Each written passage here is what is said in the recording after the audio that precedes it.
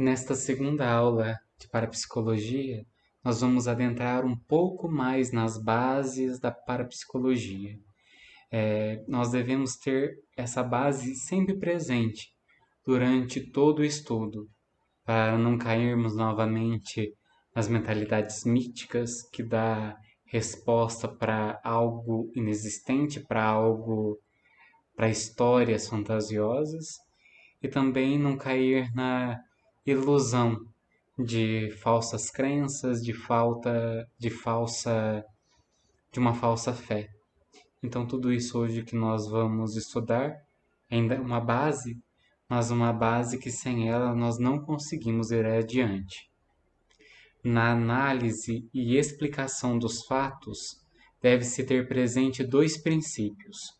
O primeiro, nunca explicar pelo mais o que pode ser explicado pelo menos.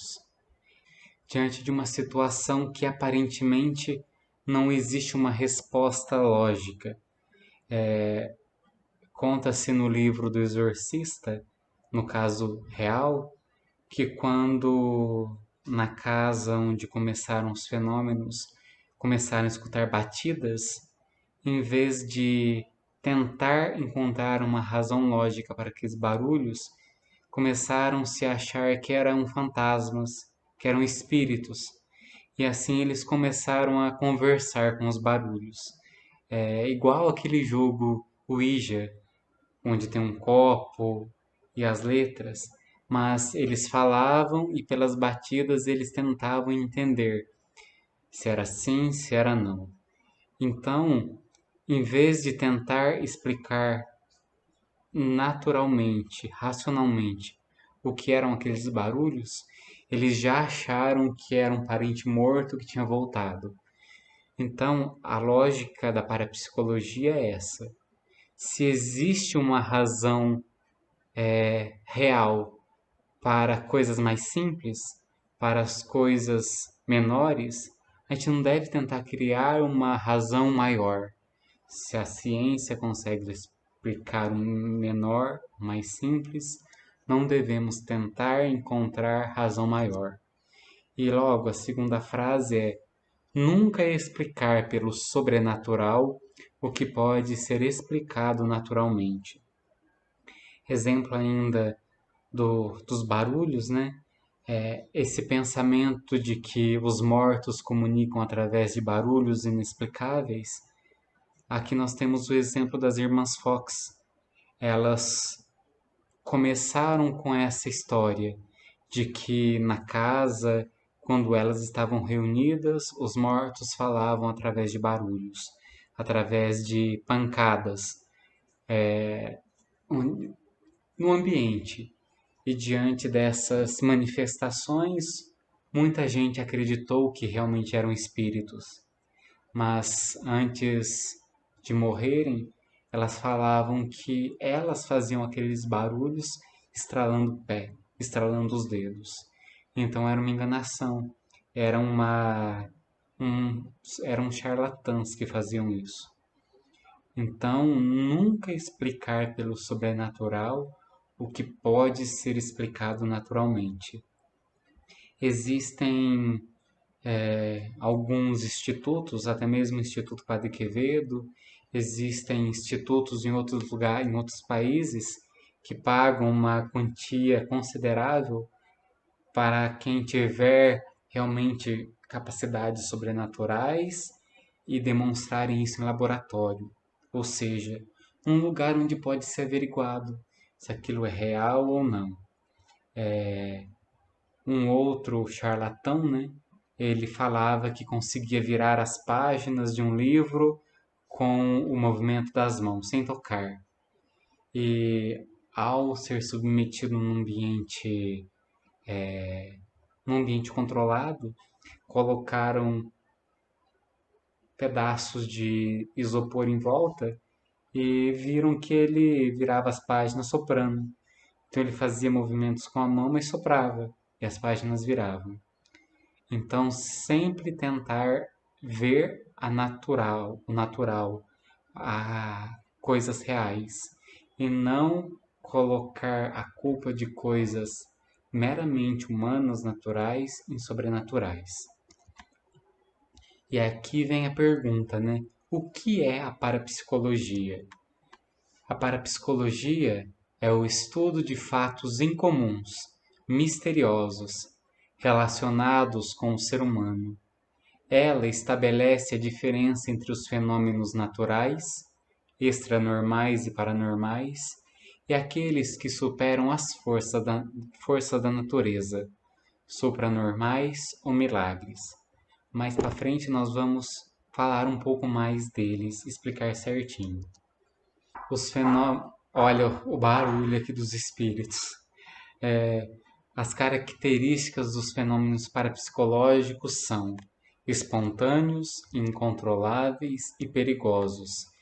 As faculdades são espontâneas, de manifestação irregular e sempre sujeitas a muitas outras interferências erradas do próprio inconsciente. Ou seja, essas faculdades parapsicológicas, pelo fato de serem espontâneas, elas se manifestam de maneira irregular. Ou seja, eu não consigo controlar a forma como elas se dão e muito menos da maneira que eu quero e desejo. E elas sempre estão sujeitas a muitas interferências erradas do nosso próprio inconsciente. Ou seja, todos esses fenômenos, eles são uma expressão do inconsciente da pessoa. Inconsciente contrário a consciente. Nós vamos ver isso daqui a pouco também.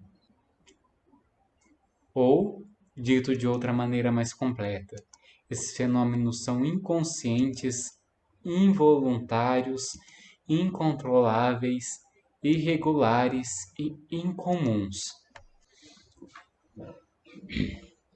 Inconsciente. O inconsciente, segundo Sigmund Freud, é um reservatório de sentimentos, pensamentos, impulsos e memórias que estão fora da percepção consciente. O consciente somos nós. O que eu estou pensando, minhas lembranças, tudo aquilo que está agora na minha mente. E o inconsciente é tudo que está fora, tudo que eu não tenho acesso em determinado momento, no momento presente. Tudo aquilo que eu vivi desde lá do ventre da minha mãe até agora, tudo isso está guardado, armazenado no inconsciente. Todas as lembranças, todos os sentidos, tudo aquilo que eu vivi. Por isso que, através da hipnose, nós conseguimos acessar algumas dessas memórias, algumas dessas percepções inconscientes. No curso que eu fiz, nós tivemos uma aula com um psicólogo formado e especializado em hipnose.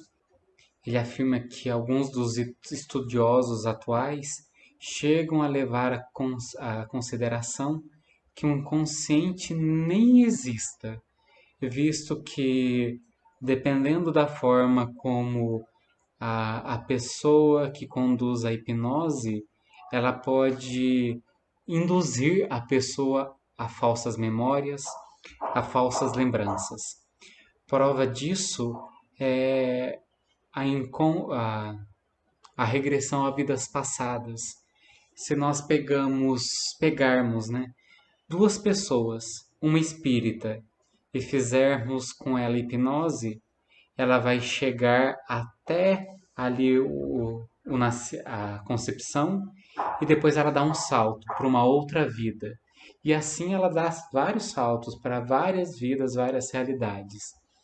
E se nós pegarmos um cristão católico que não acredita realmente em reencarnação, em outras vidas, o máximo que essa pessoa chega, conduzida em hipnose, é até a concepção, até num momento de luz. Então, diante dessas duas realidades, nós podemos também pensar que diante de uma sessão de hipnose, a pessoa que conduz pode realmente levar as pessoas a acreditar ou imaginar algo que realmente não aconteceu.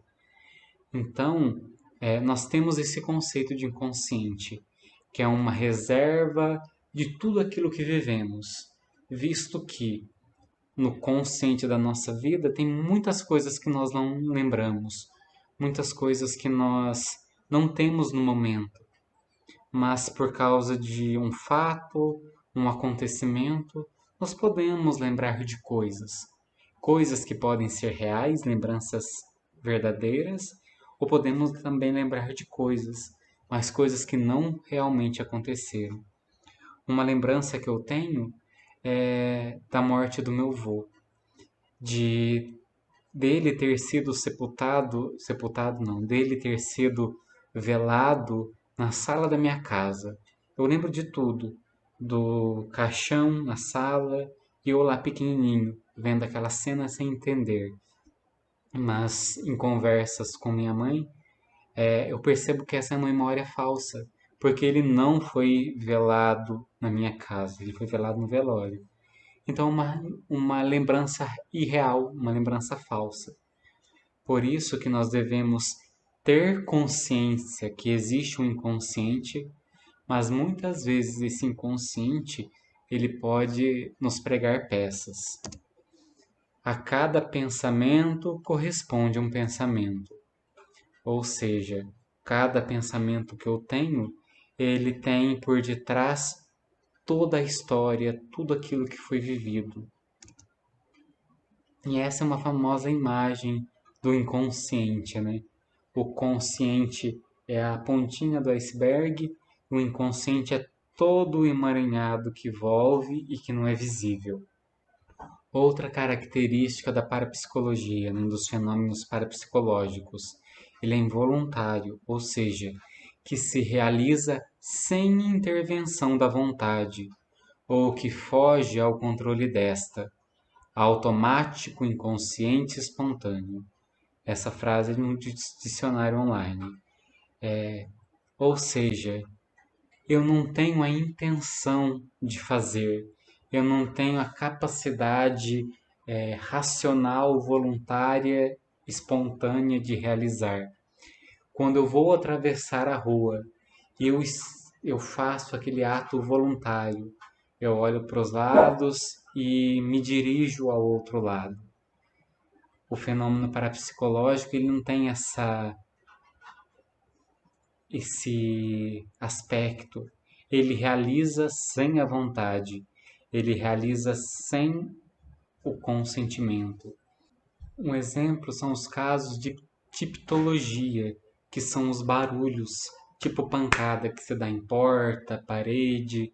Isso é um fenômeno que realmente acontece. E quando isso acontece, a pessoa que causa aquilo, ela não tem consciência que causa e ela faz aquilo sem a vontade, sem uma vontade clara e direta. Ou seja, ela não faz aquilo voluntariamente, mas o inconsciente pode trazer um desejo de proteção, um desejo de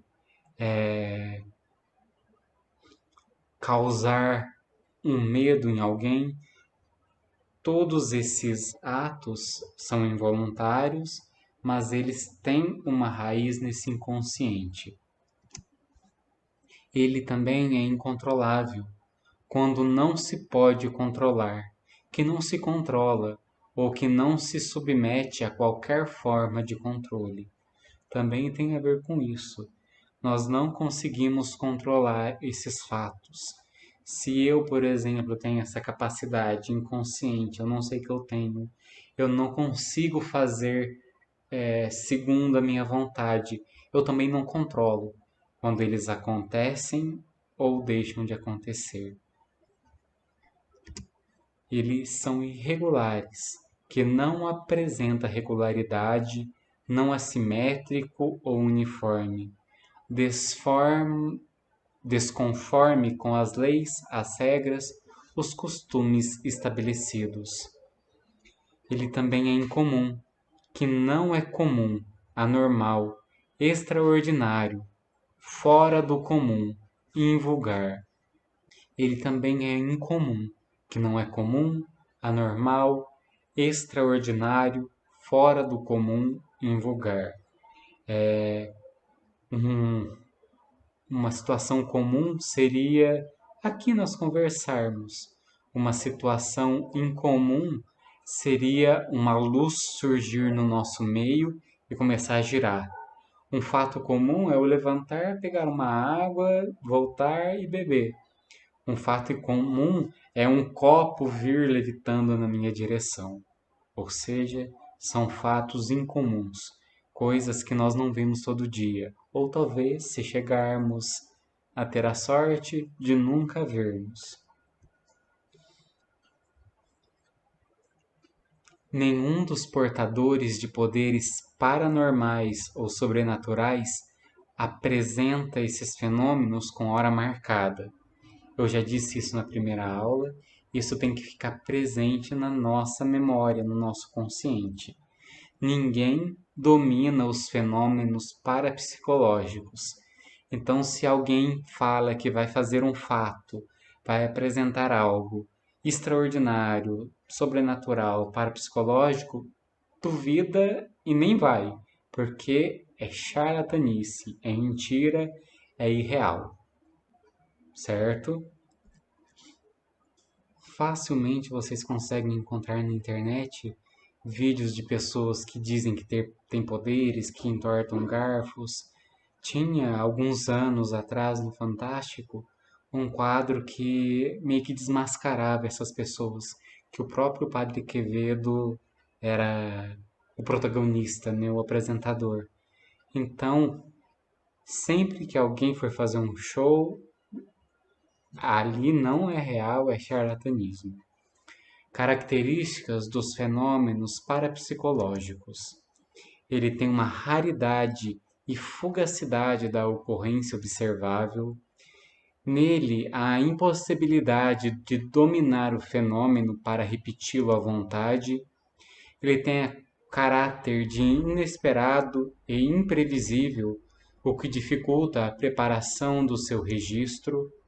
Ele tem um aspecto inteligente e intencional, de maneira inconsciente, de tais fenômenos parapsicológicos. Por isso, pode-se fazer psicanálise através dos fenômenos.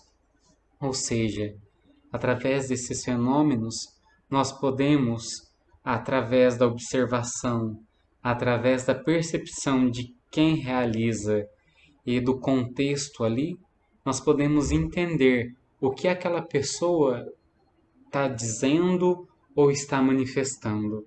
É uma espécie realmente de psicanálise, onde nós vamos entendendo o que se passa na mente, no interior daquela pessoa, mesmo sem ela saber que realiza o fenômeno e mesmo sem ela ter a, a consciência de que tudo isso vem dela.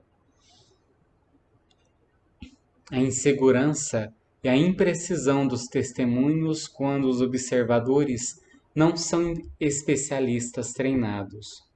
Ou seja, quem vê esses fenômenos, presenciam de alguma forma, eles não sabem expressar o que foram que viram, o que realmente aconteceu, porque como é uma experiência nova, tudo fica grande, tudo fica indecifrável, indizível, né? Eles decorrem de um desequilíbrio, mesmo que passageiro, é decorrente de uma psicorragia. Psicorragia é um termo que significa uma energia mental que foge do controle voluntário humano. Ou seja, a pessoa ela tem uma hemorragia do psiquismo. É como se fosse um surto psicótico, onde a pessoa ela transborda aquilo, ela derrama tudo aquilo que está entalado no interior para fora. Se repetidos, levam o dotado, a pessoa que manifesta, a maiores e mais continuados desequilíbrios, tornando-se perigosos à saúde física e psíquica. Por isso que nós dissemos lá na primeira aula, a pessoa que tem alguma característica assim, ela não deve ser encorajada a controlar, ela não deve ser encorajada a desenvolver, porque isso pode trazer prejuízo para ela e para as pessoas ao seu redor. Quase todos os fenômenos parapsicológicos podem ser imitados por fraude, mesmo esses fenômenos sendo inconsciente ou irresponsável. O Padre Quevedo mesmo, muitos desses fenômenos, ele conseguia demonstrar através de ilusionismo, através de mágica, através de hipnose.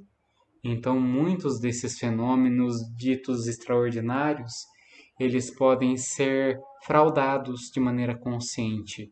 Ou seja, eu digo ter fenômenos extraordinários, eu digo ter fenômenos parapsicológicos, comunico com os mortos, faço isso, levito, faço aquilo outro, mas na verdade são tudo causa de fraude.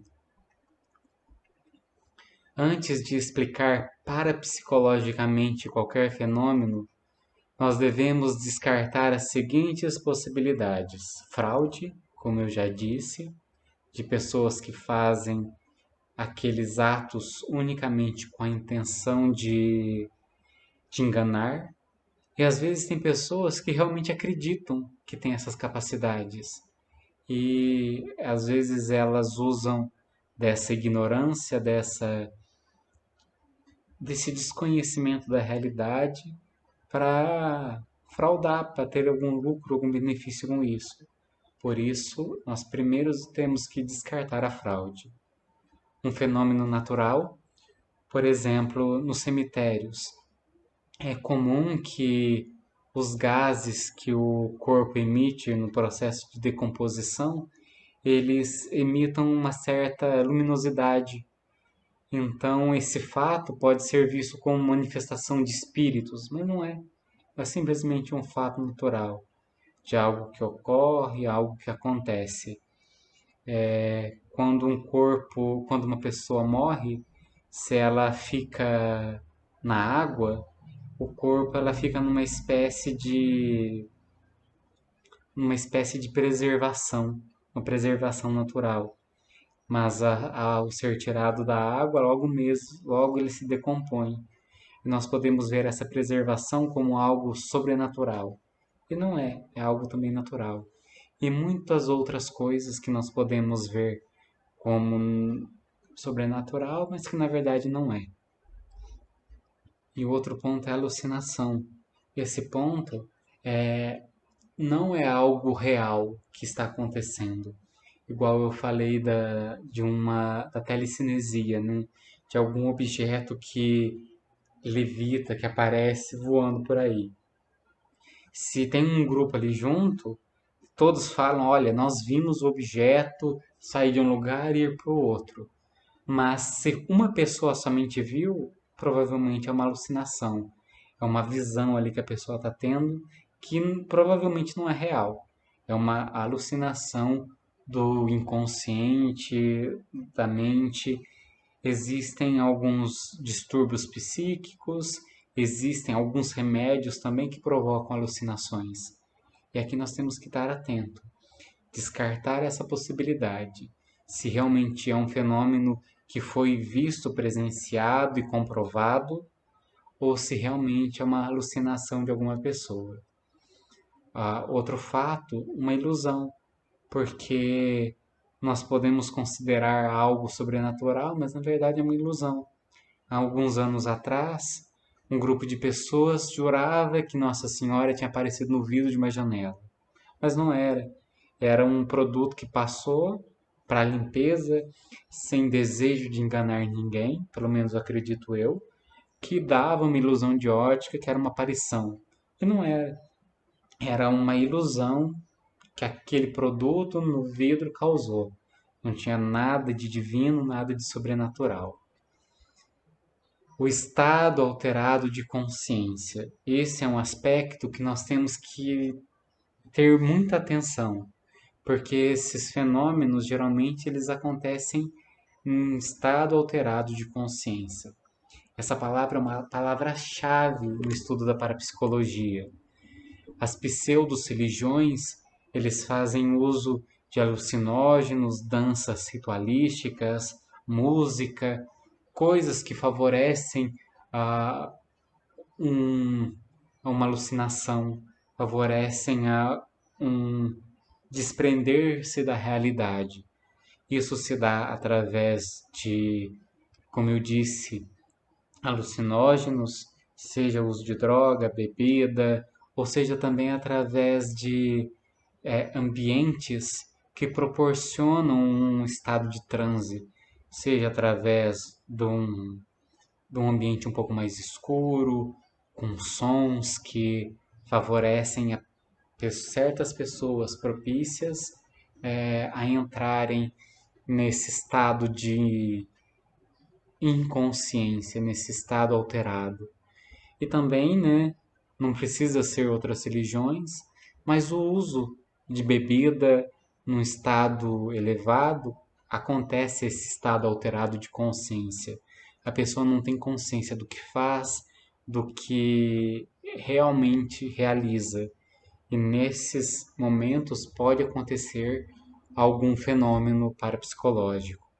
E outros fatos que também podem acarretar é o estresse, o cansaço, noites mal dormidas, insônia. Tudo isso pode tirar a pessoa da capacidade de estar consciente, de estar inteira. Nós vemos também no Evangelho, enquanto Jesus caminhava para o horto, para o Calvário, ali oferecem para ele vinho misturado com mirra, que era um alucinógeno, que era algo que eles davam para os que seriam crucificados para aliviar um pouco a dor, para que eles meio que desligassem daquele momento. E quando oferecem essa bebida para Jesus, ele nega, ele renuncia, ele deixa de lado, porque Jesus ele quis estar consciente, quis estar inteiro, mesmo que fosse no momento de dor, mesmo que fosse no momento de sofrimento. Por isso, nós devemos estar atentos a esse estar em estado alterado de consciência. Quanto mais consciente de nós mesmos e da situação ao nosso redor, mais livres nós somos para responsáveis e livres para agirmos de fato. E aqui tem duas imagens de charlatanismo, né? Na minha esquerda aqui, nós temos uma foto tirada de uma sessão espírita onde Chico Xavier fazia uma sessão espírita onde ocorreu a fantasmogênese, que, tecnicamente falando, é quando a pessoa em transe, ela solta um ectoplasma do corpo e materializa outra pessoa. Mas nesse caso nós vemos claramente que é um lençol. Então, nós vemos visivelmente com provas que realmente é um fato irreal. É um fato que visivelmente é mentira, montagem irreal. E a segunda imagem no meu lado direito é uma artista de rua que com uma armação de ferro, onde a pessoa de baixo está sentada numa armação, essa armação vai até seu braço que sobe nesse cajado e sustenta outra pessoa. Então, claramente é uma armação onde essas pessoas, esses artistas, eles ganham um dinheiro das pessoas que ali passam. E aqui nós finalizamos essa nossa segunda aula. Na próxima aula nós vamos adentrar realmente em fenômenos extranormais de conhecimento.